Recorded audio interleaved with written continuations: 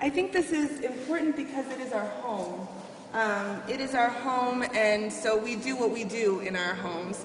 We are in the South, we porch sit, right? So we share about ourselves as people in the community who care about each other's health, who care about each other's well-being, understanding that our destinies are bound up in one another's, understanding that if the water is toxic, these are the people who will pay. Yep. And so I share these pictures of my children with you, knowing that their lives are in danger under this administration. Their lives are in danger when Governor McCrory signs away Medicaid that they may one day need, that I once needed and didn't have access to. Me too. I'm here because of my mother. How many in this circle have needed Medicaid and not had access? I need it right now. Yeah. Just got denied. Yeah. I only make like $10,000 a year, and I can't even qualify for the subsidies either. So That's it's right. Like, so it's like, yeah. So it's like a catch-22. That's Yeah, right. yeah. I'm a sociology teacher. I teach sociology at NC State. And in that time, I didn't have access to health care.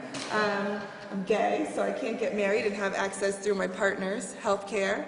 And I was teaching 200 students of the state of North Carolina per semester with an inability to go to the doctor when I got the flu.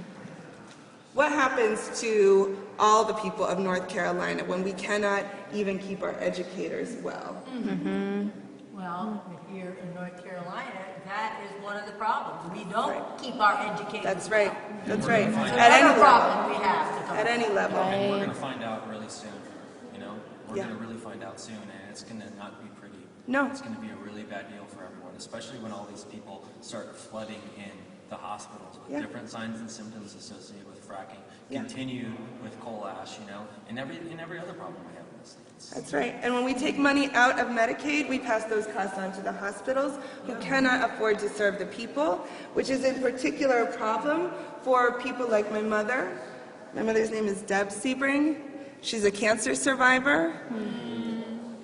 When we shut down public health, when we shut down Medicaid and Medicare, I know that my neighbors will not have access to the same quality of care that saved my mother's life.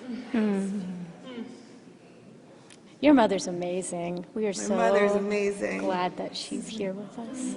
I didn't tell her I was here today, but I'm sure she'll be glad I am. I know. She's a fighter. She's a I fighter. told my mom, and she said she'd join us. That she did. I know that. Thank you. I know she's here. I was That's so happy right. my mom showed up. Did y'all see Yeah. Yes. I mean, you know, she's a green card holder, and so for her to risk arrest is very dangerous, but it was really important to her Yeah, that's wonderful. enter the space and speak truth with her presence. It was great to see you. It's beautiful. Who else had folks in the place today? Well, I couldn't find pictures of my family to share, but my parents live out in the country and depend on well water. And the thought of fracking, poisoning the well water, I mean, already there's not a whole lot of testing done on it, so they don't, you know, but we trust that it's clean because generally it is clean in our state.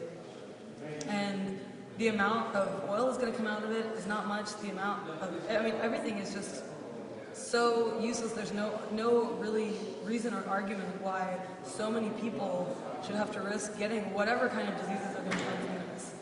And, you know, it's so scary to think of something so pure coming out of the earth that is already poisoned.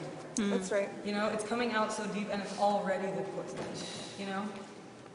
And, I mean, so that's a scary thing for me, as well as, you know, I work at Planned Parenthood and I see all these people come in all the time who Medicaid and Medicare and a lot of insurances don't cover abortion. A lot of people need abortion. And, That's right. You know, it's like, people are stuck in this catch-22 where if you don't have children, then you can't get the family planning Medicaid. And then as soon as you do get pregnant, you can get it, but it's not going to cover abortion. So you have to, you know, it's like, it's just such a double, triple